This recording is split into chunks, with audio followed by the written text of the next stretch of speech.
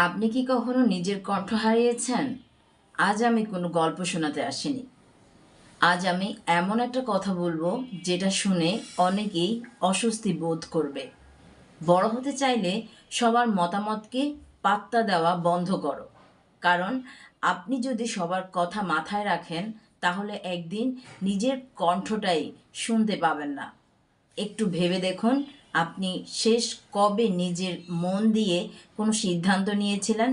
ছোটবেলা থেকেই আমাদের শেখানো হয় লোকে কি বলবে, পড়াশোনায় লোকে কি বলবে, বিয়েতে লোকে কি বলবে, সিদ্ধান্তে লোকে কি বলবে। কিন্তু কেউ শেখায় না তুমি কি চাও। এই একটাই প্রশ্নের উত্তর না জানার কারণে মানুষ সারা জীবন অন্যের জীবনের স্ক্রিপ্টে অভিনয় করে। মানুষ আপনার ভালোর জন্য সবসময় কথা বলে না, তারা কথা বলে নিজেদের অস্বস্তি ঢাকতে। আপনি যদি গড়পড়তা জীবনযাপন করেন কেউ কিছু বলবে না, কিন্তু আপনি যদি আলাদা কিছু করার সাহস দেখান তখনই কথা শুরু হয়। কারণ আপনার সাহস তাদের ভয়কে আয়নার সামনে দাঁড় করায়। যে মানুষটা নিজে চেষ্টা করেনি সে আপনাকে বলবে এগুলো সম্ভব না।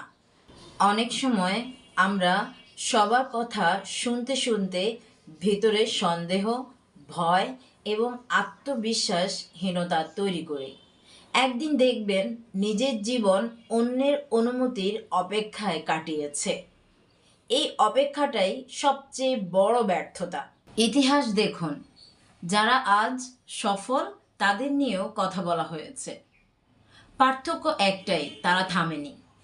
সফল মানুষরা শুধু সঠিক মানুষের কথা শোনে, বাকি সব কথাকে তারা বলে ভিড়ের আওয়াজ।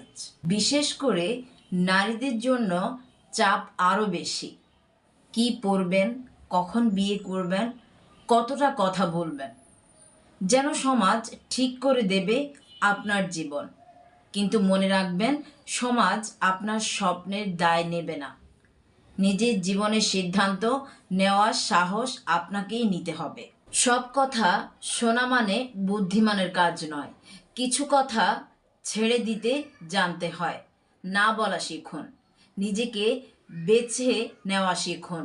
যদি নিজেকে না বাঁচান কেউ আসবে না।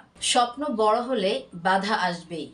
কেউ বলবে এটা সম্ভব না, কিন্তু স্বপ্নটি শুধু আপনার। যদি আপনি নিজের স্বপ্নকে রক্ষা না করেন কেউ তা রক্ষা করতে আসবে না। ভয় আসবে, সন্দেহ আসবে, এটাই স্বাভাবিক। কিন্তু সাফল্য আসে সেই মানুষের কাছে যারা ভয়ের মুখোমুখি হয়। প্রতিদিন নিজের ভয়কে চ্যালেঞ্জ করুন। তাই সাহসী হন, বিশ্বাসী হন, এগিয়ে যান। মনে রাখুন, বড় হতে চাইলে সবার মতামতকে পাত্তা দেওয়া বন্ধ করো।